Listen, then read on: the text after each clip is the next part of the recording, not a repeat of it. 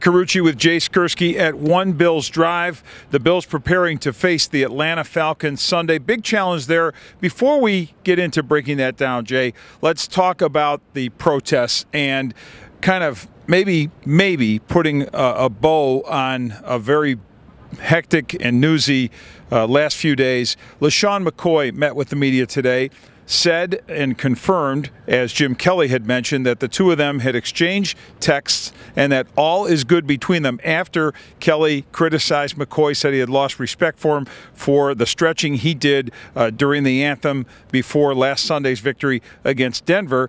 McCoy said Jim's entitled to his opinion, had nothing to apologize for, and still has great respect for Jim Kelly. So it sounds like all is good there. Jerry Hughes, meanwhile, who was critical of Kelly, also confirmed, as Jim had mentioned, that they talked, hashed things out, and he's ready to move forward. So I think it's sort of a move forward thing, but there were still maybe some questions today about how the Bills would approach things coming up against Atlanta. The Leadership Council having a meeting on this. McCoy and Tyrod Taylor, among other players, just kind of talking about not real sure what the plans will be, if any, with protests before Sunday's game against the Falcons. Right. Yeah, we sort of did an informal survey, at least I did, around the locker room of some of the guys who did decide to kneel during the anthem. There were a dozen players that we saw. I talked to 6 of them today, and their answers ranged from, yes, I will continue to kneel. Sharice Wright was one of those who said that he would. Kalen Clay also said that he would. To, I don't know, Marcel Darius, LeSean McCoy amongst that group. Jordan Matthews said that he doesn't believe right now that he will continue to. Gave a very, very thoughtful answer. I'll have a lot more on that.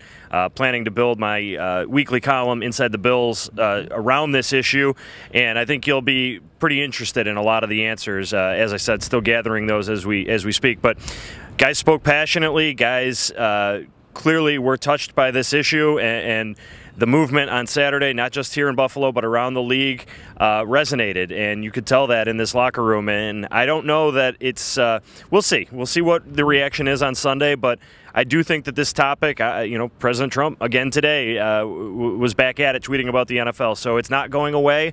I don't anticipate it going away in this locker room. I think that it will be an issue and a topic for this team.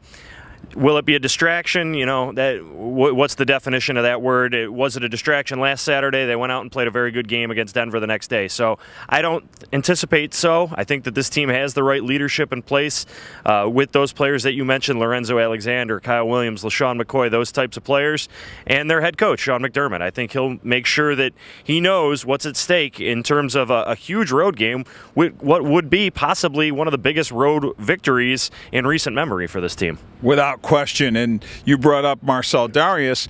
His health seems to be improving, coming back from an ankle issue that he had, was practicing on a limited basis today.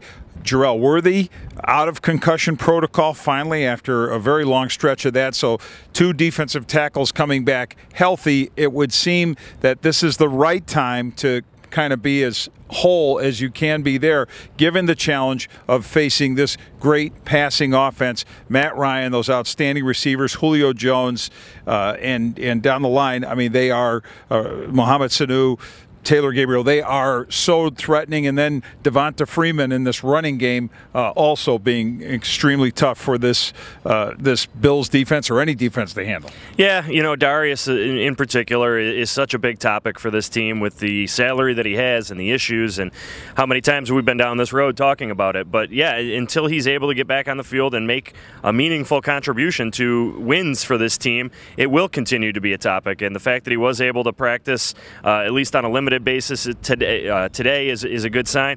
The fact that they released a defensive tackle yesterday would lead you to believe that they might feel pretty confident that he's ready to go for this Sunday, and they'll need him against a running attack in Atlanta that you said has got some dynamite players, not to mention what they can do in the passing game. No doubt. All right, that will do it for now.